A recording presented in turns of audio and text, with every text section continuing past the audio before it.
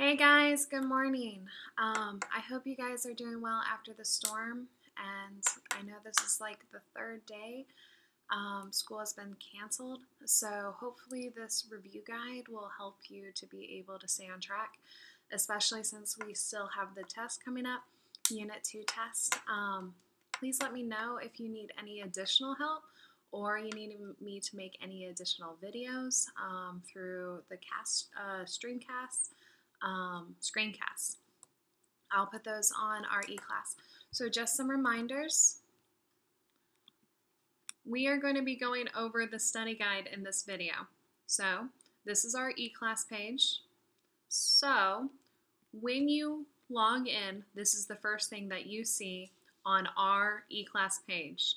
And when you go over here to the study guide for Unit 2, when you click on it, it'll bring you right up to the study guide.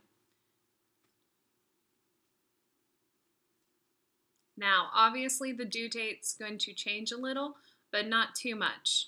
I do expect you guys to try to study during this time and this opportunity. This is not vacay. This is not your vacation time. This is an opportunity for you guys to stay diligent with your work. Again, we're going over the study guide, parts of it. I do expect you guys to be able to complete the parts that I do not go over. I will cover parts of each section in this video, so that way you guys can feel confident in what you do. Now, if you do not have a printer at home and you guys are just like, Ms. D, I can't do it, but you can look at it on your phone or on a computer, but you don't have a printer, don't worry. Write your answers on a separate piece of paper. We will staple that together when we go back to school. All right, so again, you still have this study packet that, now granted, this one's blank, and hopefully yours is not blank because you're supposed to be taking notes when we go through this in class. But this is your note packet. This is your study packet, and with homework built into it. So please remember that this resource is here for you to use, and each of you have one. So first things first, let's go back to the study guide.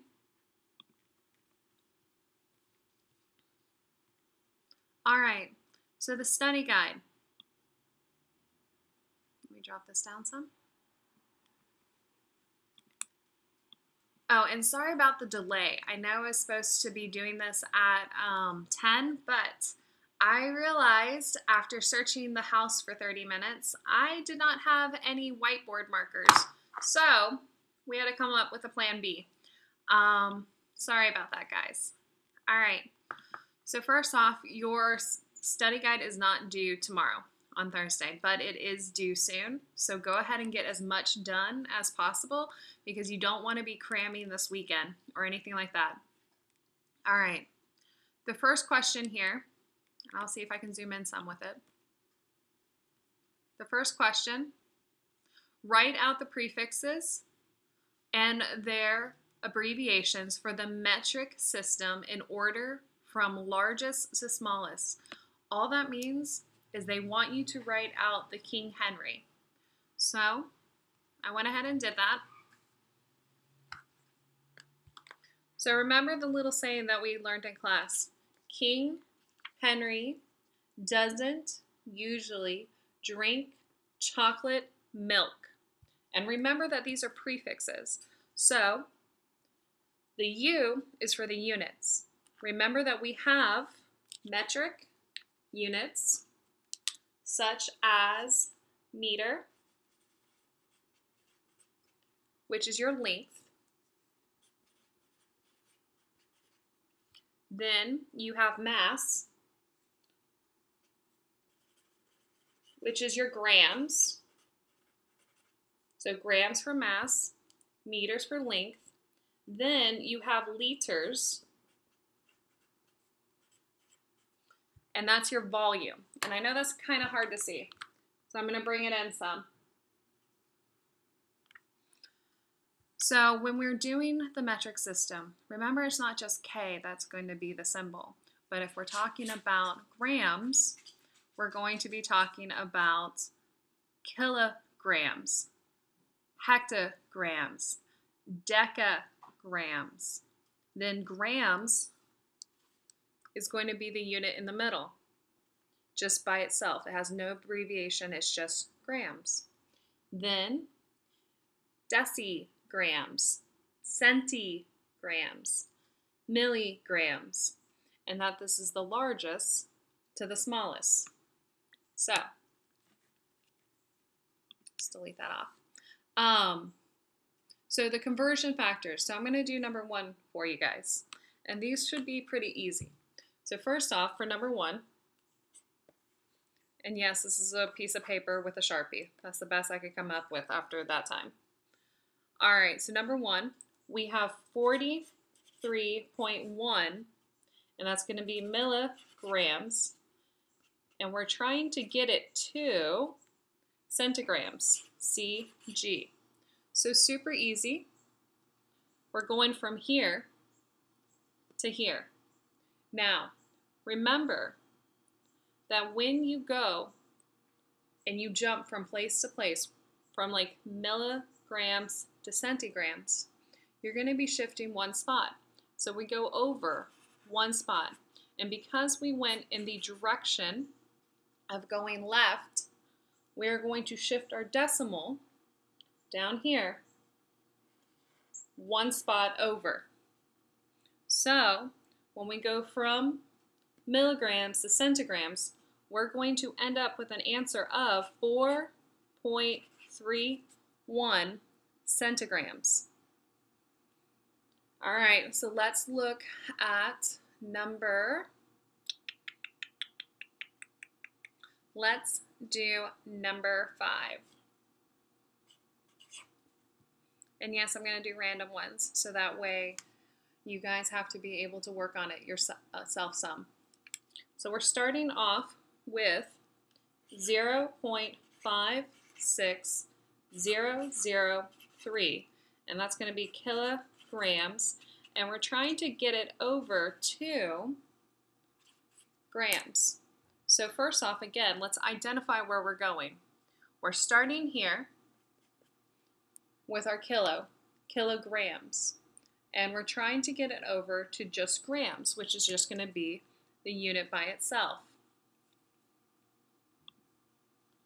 So we go over 1, 2, 3 spots, and because we shifted to the right, we're going to end up moving our decimal to the right. So let's go over 3 spots.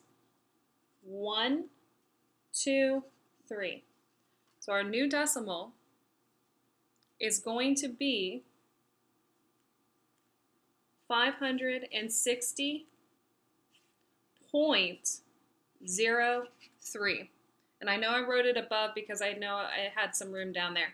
And again, it's a lot easier when you have Expo markers, and the best I could come up with is printer paper and Sharpies.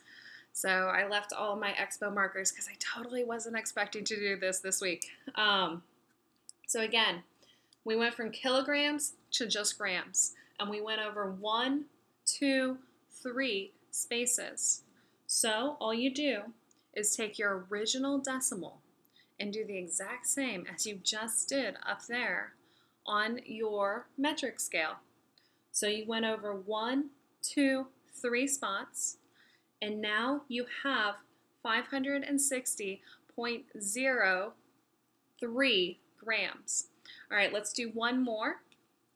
Let's do, let's do 7. All right. So with number 7, you're starting with, and that is going to be 50,000 hecta, so H meters. And it is going to try to get to meters. And yeah, that was a really bad line. So you're trying to get to meters. So hectometers to meters. So again, we are starting from this guy right here. So identify where you're starting. We're starting with hectometers. And we're trying to get to meters, which again, meters is just a unit. So he's going to be U. So we go over 1, 2 times. We moved in the right direction. So, because technically our decimal is right there, we are going to move him over 2 more times. So when you do that, you're going to add 2 more zeros. So we're going to have 5, 0, 0, 0, 0, 0, 0, because we started with 1, 2, 3, 4 zeros. And when you shift him to the right, just like we did on the scale, you add 2 more spaces. So now I have 5 million meters. And that is going to be 5, 0, 0, 0, 0, 0, 0 for the answer. All right. Please remind message me if you guys have problems with that one. All right. Now, I gotta change the paper out, so give me a second, and we're gonna do these chemical equations. And I know they're scary, I get it. Please remember that I've already made videos on our E-class, and let me show you guys real fast where those are. So when we go to our E-class, let me go to the home page so you guys can see it from the start. So our home page is here, guys. Then you have a bunch of information up here. It says home, contact, news, class assessments, so those were your quizzes. And for me, I'm going to have an edit course option because you don't have that. And then the Dropbox, which we are not dealing with Dropbox items yet, but we will eventually.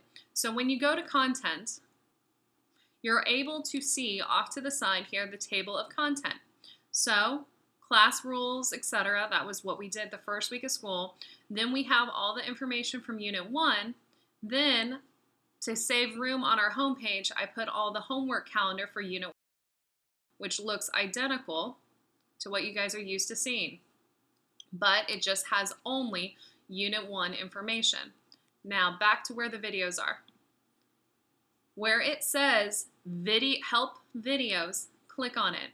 It'll break it down into which sections. So, how to count atoms, how to balance equations, then the study guide part 1 and study guide part 2. I am going to be adding Unit 2 help videos here and break this study guide up as well. So just to give you guys a heads up. My point is, try watching the balance equation videos to see if that helps you. Because those are some very, very simple ways of doing it. And I want you guys to be able to master this because you do have balancing equations on this next test. All right. So the first chemical equation I'm going to write out real fast. So it's going to have C2H4O2 with CO2 plus H2O. I was running out of room and I didn't want to get on my whiteboard. So first off, when we look at this, we need to balance the equation. So that's what they need you to do first. So let's go ahead and do that. So the best way when you start getting into more difficult chemical equations is like this. Again, and you've already seen this in class with me, is drawing the line down the middle. Then, it's a little hard to like balance this and write at the same time. This is mad skill, guys, mad skill right here. First, you do the line. Second, you want to identify the elements that you have in the balance equation.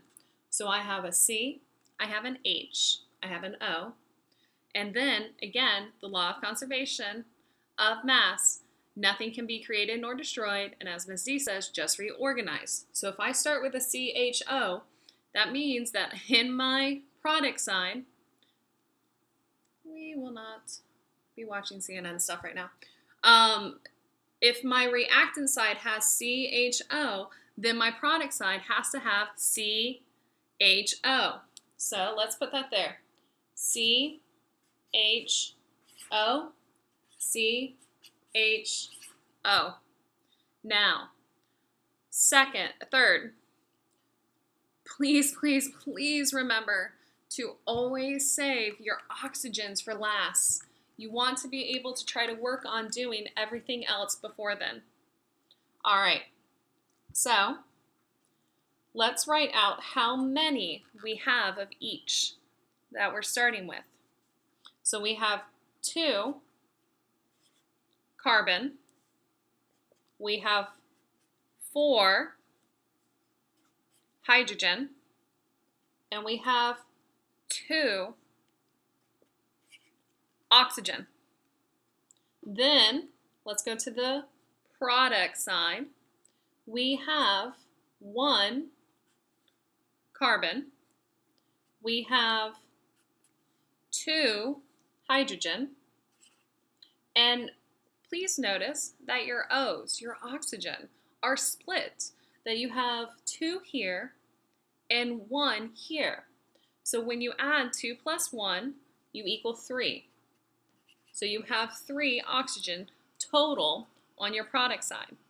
Now, it is easier to start with carbon and work your way down.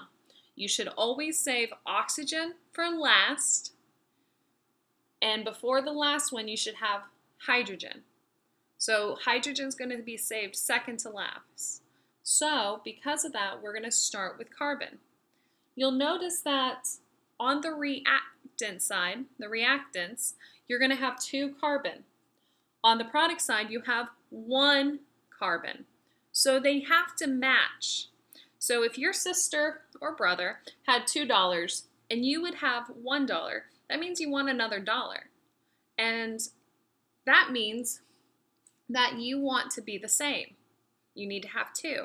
So instead of have 1 carbon dioxide, CO2, we need to now have 2 carbon dioxide.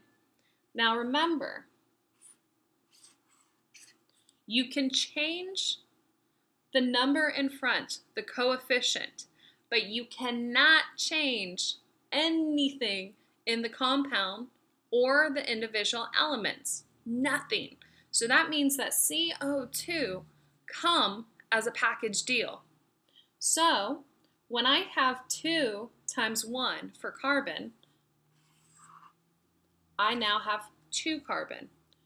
But notice that the oxygen has a subscript of 2. So because oxygen has a subscript of 2, and he has a coefficient of 2, oxygen now is 2 times 2, which is 4. But don't forget this random oxygen guy over here. So now we have a total on the product side of 5, because you have 4 oxygens here, 2 times 2, and you have 1 oxygen over here. So now 4 plus 1 is 5. Now, do you notice if we changed hydrogen at all with adding a coefficient to carbon dioxide, CO2? No, we didn't change hydrogen yet, so he still has 2 at this time. Now, is your C2 and your C2 the same? Yes. Let's try not to change them. Now, let's go down to the next line. Hydrogen. There are 4 hydrogens here and 2 hydrogens here.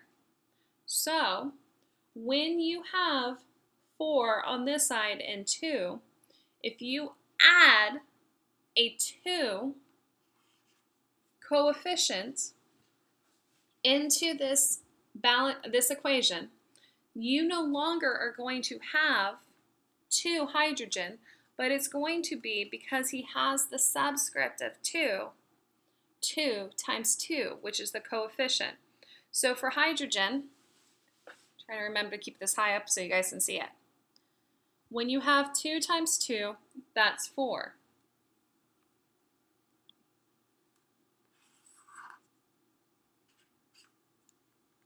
Now, hydrogen is an H2O.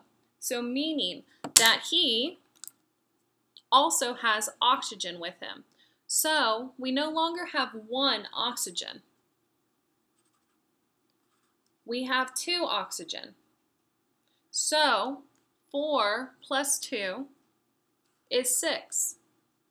And when we added in the coefficient to 2 H2O, the 2 here, we didn't change carbon. So carbon still has 2 with the original. Now, is your hydrogen matchy-matchy? Yes? All right, so now let's look at oxygen. We saved him for last. We have 6 over here and 2 over here. And we're lucky because this is an O2. And because he's an O2, this is really easy to solve. So because there's 6 here and 2 here, 6 divided by 2 is 3. So if we put a 3 here, that means that on our reactant side, that we are going to have 3 times 2. So that is going to be 6. Then, because oxygen, O2 is by himself, we didn't change the numbers for carbon or hydrogen. So that means they still have 2 and they still have 4. So double check yourself, go back and forth. Does your carbon have 2? Yes. Does your hydrogen, both your reactants and your products, both have 4? Yes.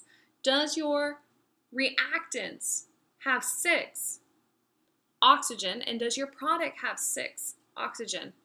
Yes. So that means that we are going to put a 1 there, and we have a 1, 3, 2, 2 ratio. So we're going to end up with a 1, 3, 2, 2 ratio. So that was question for your chemical equations. So number 1, balance the equation. We have balanced it. The next part asks you to list your reactants. So let's grab a different color. Your reactants are literally going to be C2H4 and O2. These are your reactants.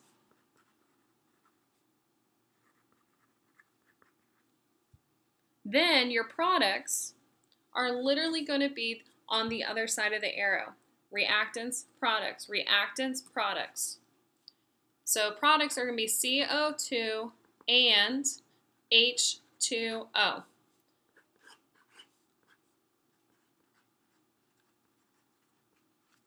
Products. So you have your reactants and your products. Then, did a chemical equation occur? Well, because you are smart, brilliant chemistry students, you should be able to look at this equation and notice that your products have CO2 and H2O, which out of the 5 chemical reactions that you have learned, synthesis, decomposition, single replacement reaction, double replacement reaction, and combustion. This should start ringing a bell. The fact that it's ending with a CO2 and H2O on the product side, this means that this is a chemical reaction and that it is a combustion reaction. I cannot express to you enough. If you do not know how to tell the 5 chemical reactions that we have learned, synthesis, decomposition, combustion, single replacement, double replacement, from your Unit 1, please, please, please study them. Please, please, please. because from this point on in chemistry, I am going to assume that you know them and that you have mastered them and that you are brilliant minds with that. Sorry, I gotta change the paper. All right, next thing, here we go. Let me scoot this a little bit over. So in a reaction, and we're reading right here, right under this one, which by the way, this NaBr plus H3PO4, I expect you to try it on your own. I expect you to try to master this. Please and thank you. All right, in the reaction of the following, the law of conservation of mass. So what it is asking is, what must be true about the reactants and products? Literally, the law of conservation of mass, that nothing can be created nor destroyed, but as Ms. D says, just reorganized. So what that means is this, that the number of your atoms, of your individual elements on your reactant and your product side must equal. So if you start with carbon, somehow you have to end with carbon. So again, the number here of individual atoms for each element has to be the same. So they have to be equal. Equal. So this is why we balance equations. So keep that in mind, please, and thank you. All right, so density. Here we go. These are going to be fun.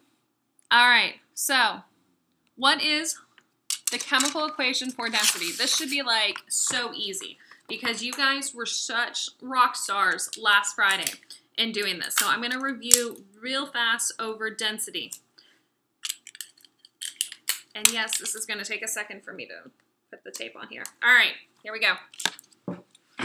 So,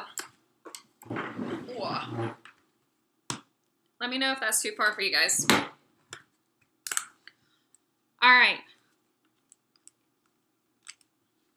We talked about density in class. We learned, because you guys are smart, brilliant chemistry students, that D equals M over V. M representing mass, V representing volume. Now, with that said, we talked about forming the triangle that all of you want to get your license at some point. So you have to go to the DMV. DMV to get your license. So observe that if you put your adorable little hand, put your adorable little finger over D, that means that M is over V, just like the equation, M over V. So now, to find the mass, the equation, and to find the volume equation is super, super easy. We're able to take and find mass and volume because if I have my adorable little finger and I cover the V, that means that M is on top and D is on bottom. So we have a M over D now for the equation when we try to find just volume. Now for mass, again, take your adorable little finger, put it over the M, leaving D and V on the same plane. They're next to each other. So they're not going to be a fraction. Because D and V are next to each other, it is literally going to be DV. Ms. Devaney, DV. All right, so now we have the equations, which literally was this part right here, guys, is going to be density, mass equals density times volume. Volume equals mass divided by density, and density equals mass over volume. All right, you guys should know what the density of water is.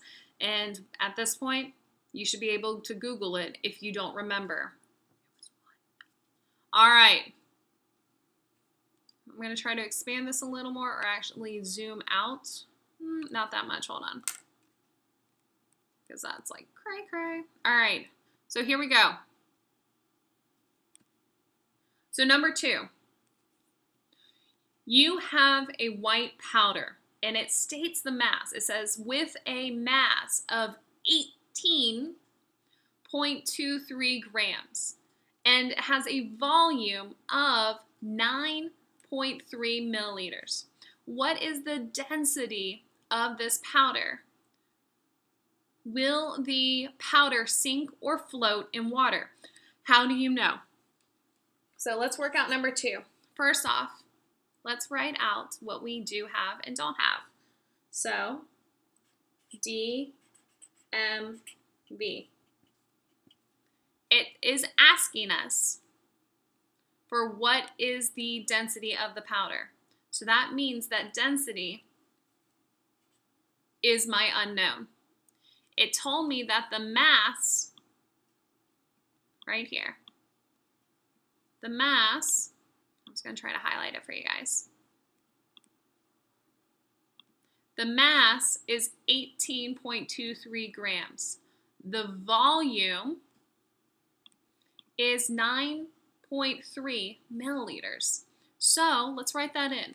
We have a mass, and we know, of 18.23 grams. We have a volume of 9.3 milliliters. Okay, so now we have our unknown and we have our knowns. Now, remember the equations up top here. All you do is take the equation DMV, and you're going to be able to add in the things that we know.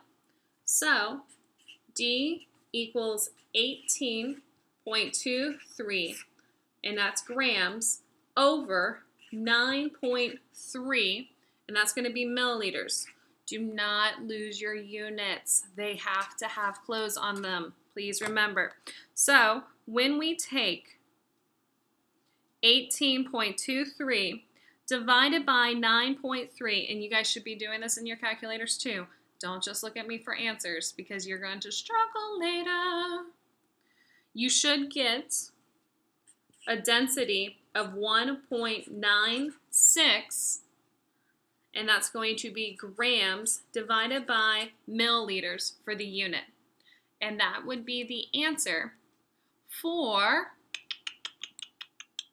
number 2. That's right, we're on number 2. So the second part of it is, will this powder, this substance that we have with a density of 1.96, sink or float in water? And because we are smart, brilliant chemistry students, and we remember the density lab that we did in class, the virtual one where we are able to see what sinks and floats, remember you always want your lightest cheerleader on top when they build the pyramid. So if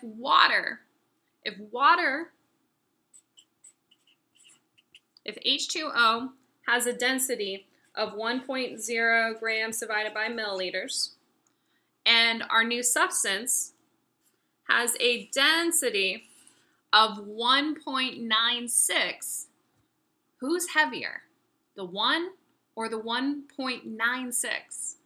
And I'm really hoping that you guys are like, oh, Miss D, it's the white powder. It has a 1.96. It's heavier. So to answer number 2, your powder is going to sink. And because of this, he is heavier than a 1 water. So keep that in mind, please, and thank you. So number 2 is fully answered. We were able to solve the problem. We were able to answer the part of will it sink, will it float? It will sink. And how do we know? Because it is heavier. It has a greater density, a bigger density than water. The density of our white powder is a 1.96. The density of water is 1.00. That is how we knew it sank. It is larger. It is bigger. Okay. So here we go. Now I know that this can be a little confusing for number 3. And we're right here, guys. Number 3. And it says find the density in grams divided by centimeters cubed and of the granite. Now, you are smart students. You guys have taken math. You are able to know how to get the volume of an object, not just like irregular that we talked about, but the ones that are structured, like a rectangle, but in a cube form. That because the piece of the rectangular has 5 centimeters times 10 centimeters times 23 centimeters, that means that for number 3, you are going to have 5 times 10 times 23. So that is going to have a volume for number 3 of 1,150. So I'm going to try to work that out. And I wish I could figure this out. Hold on. Wahaha. Is that too much? Hold on. Sorry, guys. I know it's like crazy awkward having like no expo markers because it's just really easy to erase. And I don't have those right now. They are all at school.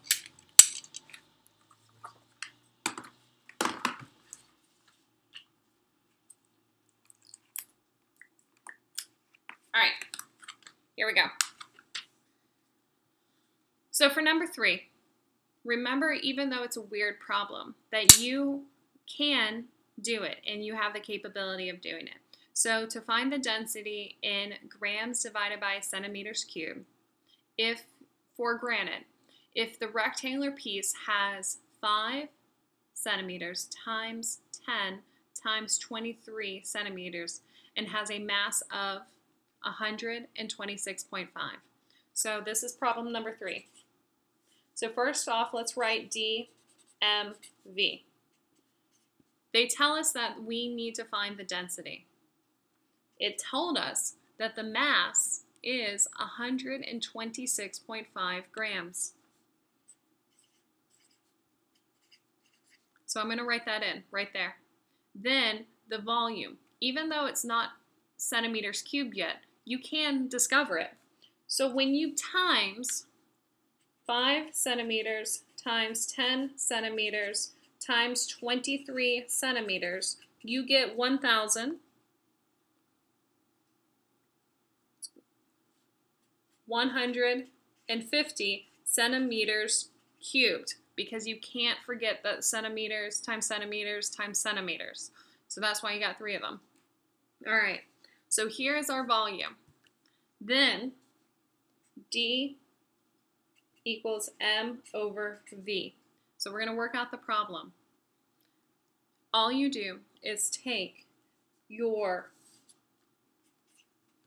126.5 grams, which was your mass up top here, divided by 1,150 centimeters cubed. So when you take 126.5 divided by 1,100, oh, my phone went to sleep, hold on, 150, you should get a number of 0.11, and that is going to be in grams divided by centimeters cubed. So your answer for number 3, even though it's a weird question, and I know that it's weird looking at it, you have to apply the concepts that you've learned in math. That when you have a rectangle cube, that is going to be length times width times height, which is listed for you. 5 times 10 times 23, which gives you 1,150 centimeters cubed for the volume in this problem. Then you just apply what you know, that D equals M over V. D equals 126.5 divided by 1,150 centimeters cubed, equaling a number of 0.11 grams divided by centimeters cubed as your final answer. All right, so please keep that in mind.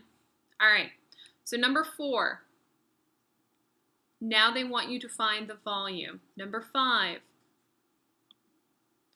so number 4, they give you a density.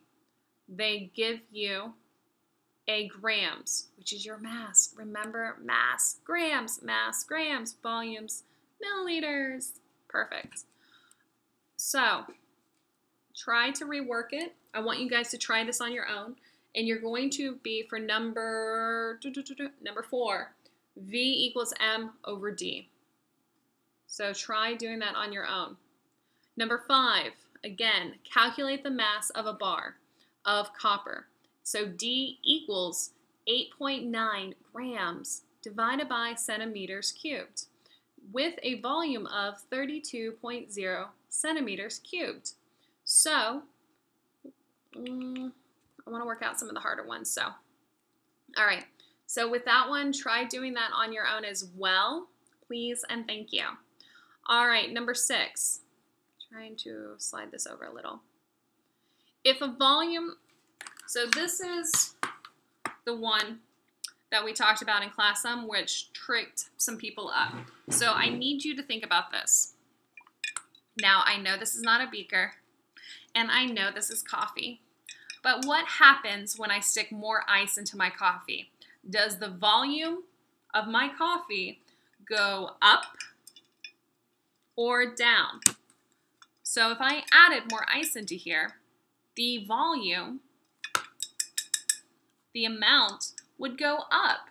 So when we're talking about problem 6, where we have an initial and final volume in a graduated cylinder, remember to go to page, and again, this is all in your notes.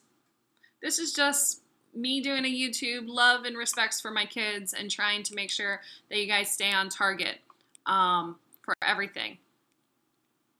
All right, remember all of this is in your notes. All of it. All of it.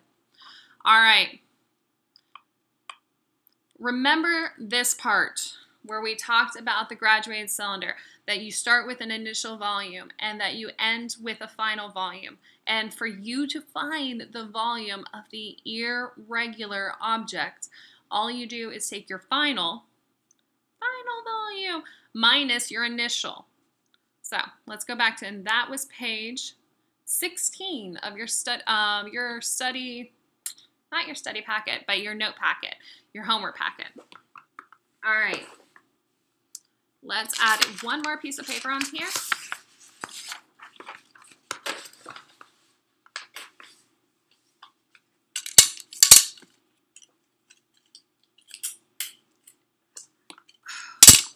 Life without whiteboard markers. Here we go.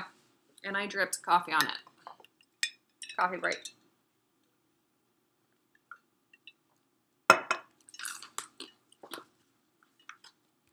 All right.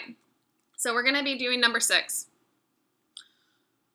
If the volume in a graduated cylinder is 25.0 milliliters before the object is added, so that's the before, meaning initial, the object is added, and 27.5 milliliters after the volume was added, the object was added, what is the volume of the object? The mass of the object is 6.75 grams. What is the density? So, remember, you are smart, brilliant chemistry kids. You can do this. So for number 6, DMV. So let's identify the unknown. The unknown, and they specifically ask it, what is the volume? Question mark. They tell you what is the mass of the object. So that's going to be 6.75 grams. Then you are able to have milliliters. Now, again, you are going to take the final volume.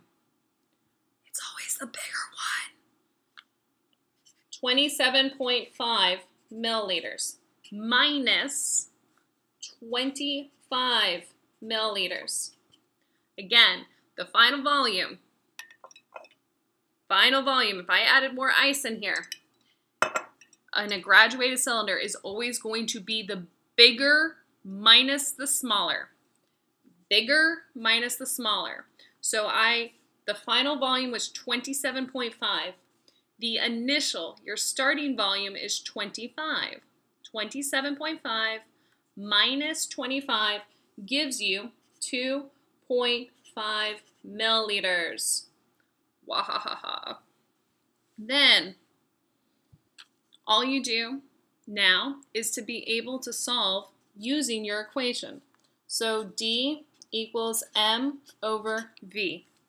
And my mass was 6.75 grams divided by 2.5 milliliters.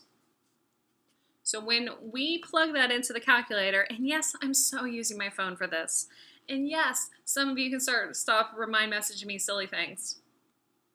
All right. 6.75 divided by 2.5. When I plug that into my calculator, and I hope you're doing this as well, you should get an answer of 2.7. And because none of our units canceled out, crossed off, we still keep the grams divided by milliliters. Grams divided by milliliters. So your answer, and I know it kind of went off the page, sorry. Your answer for number 6 should be 2.7 grams divided by milliliters. So that is there. All right. I really hope you guys get a lot of this done. I really do. All right. Using the chart below, draw a density column. We did this. You guys had fun doing this. You are smart, brilliant students. You are literally, for this part 3, right here. This guy right here. For part 1. And you're going to color each of the layers. That literally, and I'm trying to pull up here, is this guy. When we did this section in your graduated cylinder, when we did this section in your packet, it literally is just you putting in the lightest one on top, the smallest density to your bigger density. Let me use that word, bigger density. So smallest one, and remember from our packet, our smallest one was a 0.7 grams divided by centimeters cubed. That was wood. Your heaviest, your biggest, your largest number of density was your mercury. So that was 13.6 grams divided by milliliters. You guys should be able to draw that and be able to do that. So the layer colors here are what you should use for your colors, color markers. And again, if you don't have those or own those, I do. In the classroom, before school, C25, after school. There are 3 opportunities throughout the day for you to be able to do your homework and to master this. You should be able to do this. Again, this is a quiz grade, so you guys should do this. So, the materials that you're using is honey, light Karo syrup, that is corn syrup, all right? Liquid dish soap, 1% milk, vegetable oil, rubbing alcohol, and lamp oil. The colors are here that you should be coloring it. Please do that. This is an arts and craft project, basically. All right. Let's go in a little bit. All right. Sorry, zoomed in. All right. Part 2. Using the list of the materials for part 1. So these items right here. If you had a bead with a density of 0.9 and you dropped it into the density column, which layer would it float on? And which layer would it sink through? You should be able to think about it. If you dropped a 9.90 grams by milliliter, which one does it sandwich in between? Which one does it get stuck on? All right. You guys should be able to do number 7. Number 8, calculate the density of the materials identified in the materials based on your answer using the chart below. Please work on this as well. This is just density problems practicing. So you're going to literally be able to identify what substances are from this chart right here. So hypothetically, not if I had one of my answers, A, B, and C, equaling 1, 0, 0, that means that it would be water. You need to be able to identify the substances. So for number 8, you are going to find the density of A, B, and C separate. So using this, which you guys are smart, brilliant kids, can totally knock that out. And then tell me what substance it is. Tell me what material it is. Right here. All right. For number 9, you are trying to identify an unknown substance by finding the density. Your scale is really old and doesn't have a zero out button. So to find the mass, what do you need to be able to do? You can do if it's a hard object, you should be able to use an irregular, well, that's for the volume. We will discuss this in class because I don't think you need to know that for your test, actually, so ignore that. My kids, if I am not your teacher and you're watching this from other chemistry classes, do what your teacher says. All right, here we go. Accuracy versus precision. You guys need to be able to read and find which ones are going to be accurate and precise. So please remember, keep in mind that we talked about this in Unit 1. My kids did. That when you have high accuracy but a low precision, that means that all of them, some of them are going to be precise, but not all of them, and they're going to be pretty much all together.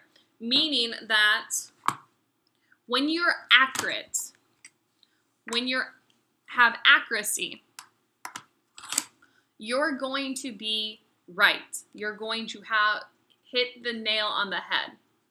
When you have a high precision, it doesn't necessarily mean you're right with your data, but it means that all your data points, all your information was put together.